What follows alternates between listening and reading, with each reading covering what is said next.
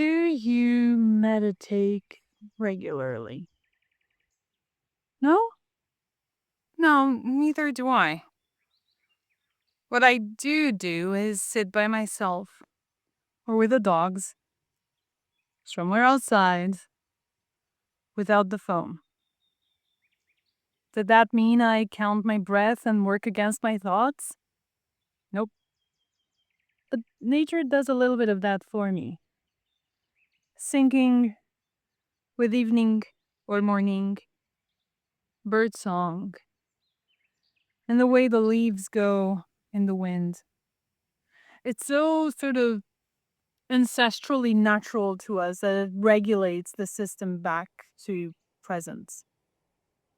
When you think about it, it makes sense. Our species has spent 99% of its time hearing birdsong and rustling leaves, feeling the evening breeze, and not having a phone to check.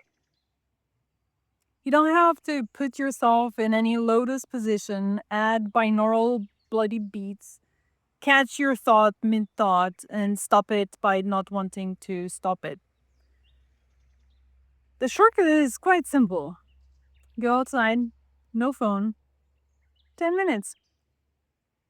It's an easier daily practice to train your brain towards because it requires zero training, apart from resisting the urge to check your bloody phone. I did meditate regularly for a good couple of years, so I know what I'm talking about, and definitely I'm not against meditation. But you can achieve a clear mind and some extra bonus belonging feelings by going with the grain of what your body is already attuned to. Bonus! It builds relationship to place. Go back every morning or evening. Notice the changes, the shape of the leaves, the color of the grass, the direction of the sun, all the tiny details we seem to have forgotten. Let them do the work on us effortlessly. Now, January's place journaling was meant to be a one-off pilot. Then H wrote in week 3 saying the practices kept stripping away another layer. S was sending photos of chalk-like birds with shadow notes underneath. N reframed the Superfund canal as honest water. A heard the north wind tell her to hold things more lightly. J drew her house and realized she had anchors where she had not noticed. So we're doing it again. This time for summer. Because honestly, getting out to commune with nature was kind of hard in January. Now, this warmer round starts at summer solstice, Monday, June 22nd. It's going to be 4 weeks through earth, water, air, and fire.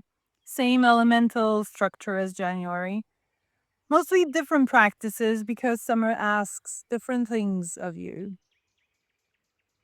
Winter place journaling was a lot about arrival, sitting on frozen ground, finding where you're anchored when the place itself is dormant. The land was honest because it was stripped back. You could see the bones. Summer is harder in a different way. The place is all dressed up and ready to party. It's offering things constantly: sun, shade, fruit, breeze, light, water, animal company. Falling in love is easy. Pro tip: never buy property in early summer. The practice is whether you keep showing up after the tourists are gone. Now, parenthesis about apprivoiser, the fox's word in Little Prince. It doesn't mean falling in love. Coup de foudre. It's closer to showing up enough times that you're no longer strangers. Summer makes the falling in love easily. The practice is showing up. And there's also this: from solstice on, the days are already shortening. You're meeting your place at peak lights, with the lights already turning. By week 4, the sun will set 15 minutes earlier than it does on solstice eve. The light is slowly leaving, while everything else is at its most generous. What is going to happen? 4 Monday emails from June the 22nd, 3 foundational practices per week or so, with shadow work integrated rather than held back behind the paywall, like it was in January. We're also going to make it a little bit shorter every round. The trick is in returning, not in duration. The WhatsApp group reopens for the round. If you're in it in January, you're already there. If you'd like to join, the link will come with the first post. Lurkers, most welcome, no obligation to post.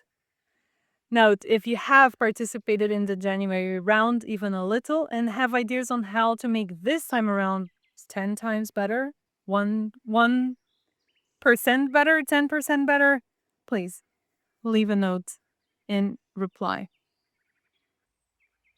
Paid subscribers get the deeper integration practices, any custom audio visualization, etc., etc., etc. Paid subscribers also get the same gigantic discount on the first 2 sessions of one-on-ones, etc., etc. For Southern Hemisphere subscribers, this round is shaped for Northern Summer, and where you are, it's winter now, so the opposite practice. You are very welcome to take the January sessions in parallel with the ones that we are doing now, and it'd be interesting to see how these two worlds collide.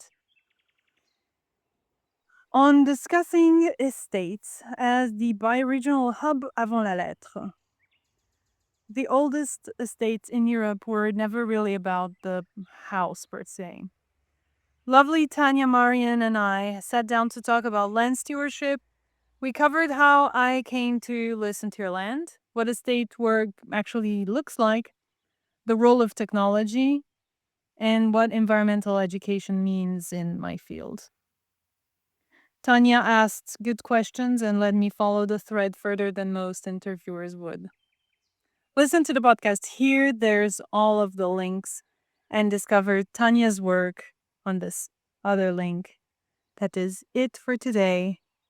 Love, Joe.